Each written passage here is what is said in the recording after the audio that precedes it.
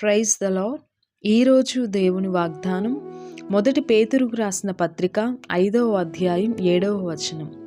ఆయన మిమ్మును గూర్చి చింతించుచున్నాడు గనుక మీ చింత యావత్తు ఆయన మీద వేయుడి. ప్రియ సహోదరి సహోదరుడా, మనం ఎదుర్కొంటున్న కొన్ని పరిస్థితులు మనకి చాలా గందరగోళాన్ని, ఆందోళనను తీసుకువస్తాయి. ఒక్కొక్కసారి అవి చాలా చింతకు కూడా గురి చేస్తాయి. అయితే ప్రభు ఈరోజు మీతో మాట్లాడుతున్నారు, దేని విషయం గురించి కూడా మీరు చింతించవద్దు అని.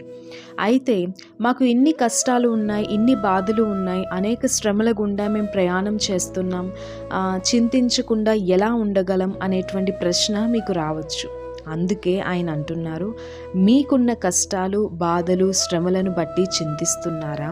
అయితే మీ చింత యావత్తు నా మీద వేయండి అంటున్నారు.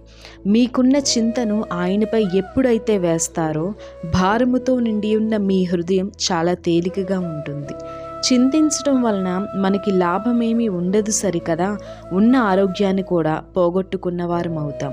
కాబట్టి చింతకు కారణమైన పరిస్థితులను ఆయనకు అప్పగిద్దాం, విశ్వాసంతో జీవిద్దాం.